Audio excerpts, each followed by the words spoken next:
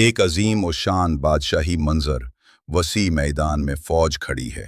انسان، جانور اور پرندے منظم انداز میں صف بستہ۔ ایک باوقار نبی حضرت سلیمان تخت پر بیٹھے ہیں۔ بادشاہی لشکر کا معائنہ ہو رہا ہے۔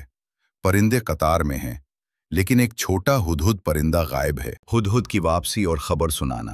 چھوٹا ہدہد پرندہ اڑتا ہوا واپس آتا ہے اور بادشاہ کے سامنے جھک کر کھڑا ہے۔ یمن کے سبز و شاداب علاقے کا منظر۔ ایک شاندار محل، سونے اور جواہرات سے مزین تخت پر ایک باوقار ملکہ بیٹھی ہے۔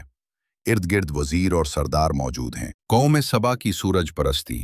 ملکہ بلقیس کا شاندار تخت، ایک عظیم تخت جو سونے اور قیمتی پتھروں سے مزین ہے، محل کے اندر روشنی میں چمکتا ہوا۔ حضرت سلیمان باوقار انداز میں ایک خط ہدہد پرندے کو دے رہے ہیں۔ خط نورانی روشنی سے چمک رہا ہے۔ پرندہ عاجزی سے اسے قبول کر رہا ہے۔ خط کا پیغام، ایک قدیم خط جس پر نورانی تحریر ہے: اللہ کی بندگی کرو، غرور چھوڑو، سورج کی پرستش نہ کرو۔ ہدہد خط لے کر اڑتا ہوا۔ ہدہد پرندہ اپنے پنجوں میں خط لیے آسمان میں اڑ رہا ہے۔ نیچے سرسبز و شاداب علاقے اور پہاڑ دکھائی دے رہے ہیں۔ ملکہ کے دربار میں وزراء حیران کھڑے ہیں۔ ملکہ تخت پر سنجیدہ بیٹھی ہے۔ ایک خط اس کے سامنے رکھا ہے۔ ہدہد کا حضرت سلیمان کے سامنے خبر سنانا۔ چھوٹا ہدہد پرندہ زمین پر بیٹھا ہے۔ سامنے ایک نورانی بادشاہ تخت پر تشریف فرما ہے۔ اونٹوں اور گھوڑوں پر سجے ہوئے قیمتی صندوق، دور تک ریت کے ٹلے، ہر اونٹ پر سونے کے صندوق اور قیمتی تحائف۔ قاصد ہاتھ میں پرچم لیے قافلے کی قیادت کر رہا ہے۔ ملکہ بلقیس کے خزانچی اور خادم قیمتی سونے کے صندوق، جواہرات اور خوشبوؤں سے بھرے ڈبے تیار کر رہے ہیں۔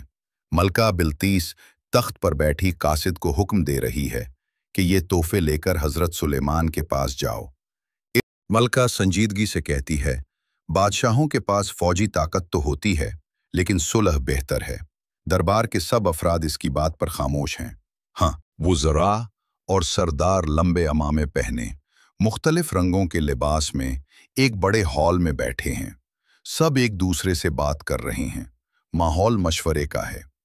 ملکہ تخت پر بیٹھی وزیروں سے پوچھ رہی ہے، تم لوگ کیا مشورہ دیتے ہو؟ سب وزراء احترام سے جھکے ہوئے غور سے سن رہے ہیں۔ ملکہ بلقیس کے خزانچی اور خادم قیمتی سونے کے صندوق، جواہرات اور خوشبوؤں سے بھرے ڈبے تیار کر رہے ہیں۔ ملکہ بلقیس تخت پر بیٹھی قاصد کو حکم دے رہی ہے کہ یہ تحفے لے کر حضرت سلیمان کے پاس جاؤ۔ ارد گرد وزراء خاموش کھڑے ہیں۔